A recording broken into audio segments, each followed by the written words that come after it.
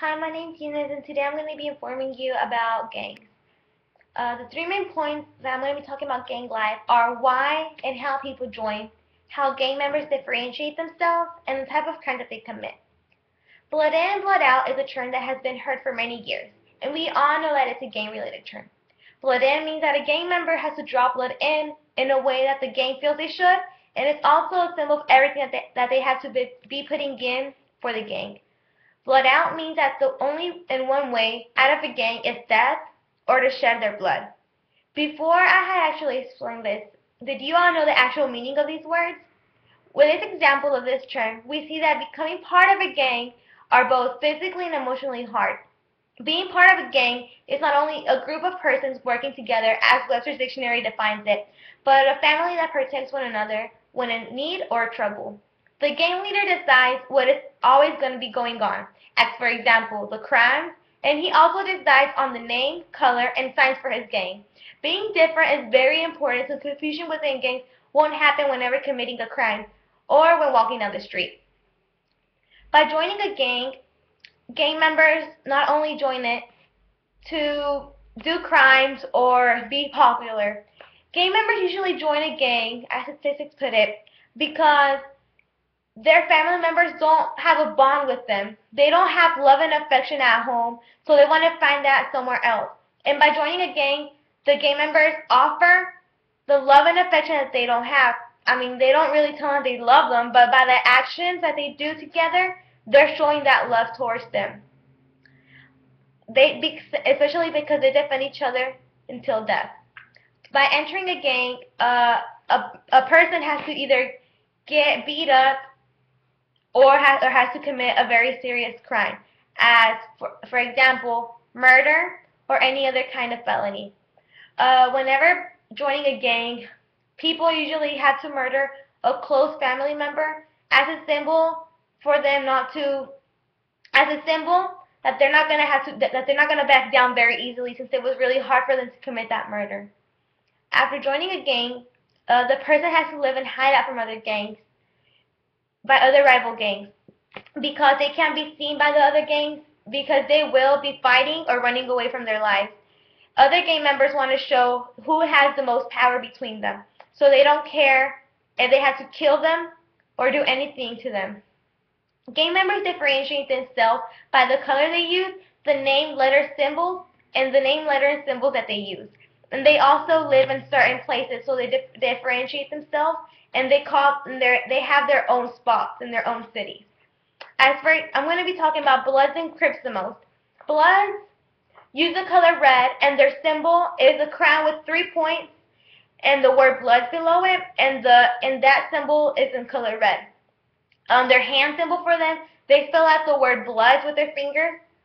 Okay, now Crips, their color is blue, and whenever they draw their symbol like on a wall of graffiti or something, they also do it with the crown with 3 points and 3 dots on top, and they draw the words Crips at the bottom also in color blue.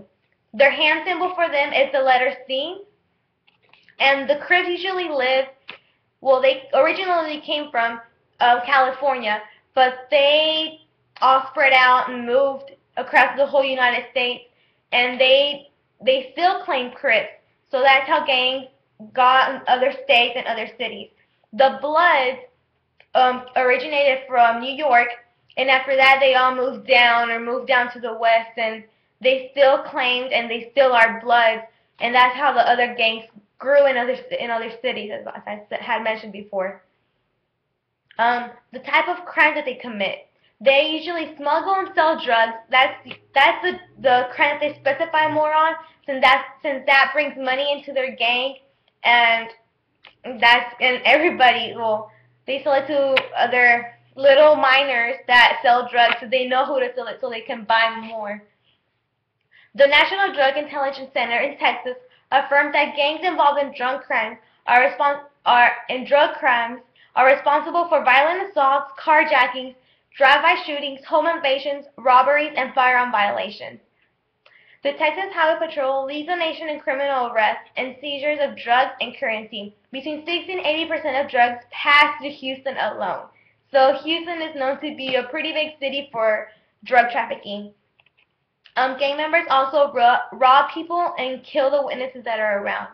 Crimes are committed, and if someone is there other than one of their own gang members, the person will be killed so nobody talks about it.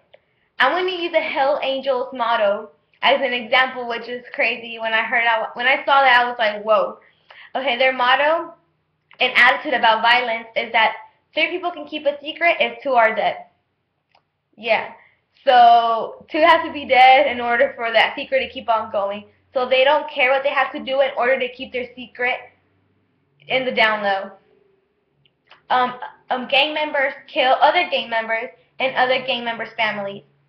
Each gang member is told that if they see someone from a rival gang out on the street, that their action has to be either kill, fight, or do something to hurt them. Gang members, sadly, also gang members are told that if they see a family member of another rival gang, that they have to hurt them also. That happened to my mom's cousin, actually.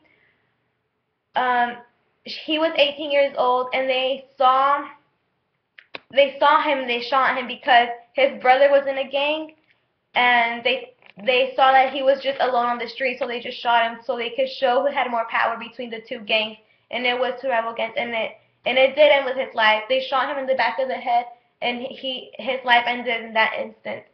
So things like that do happen to innocent people, and they really don't care who they shoot.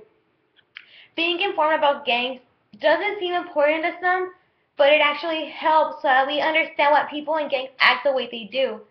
As I said, gang members join gangs because they don't have that family bond.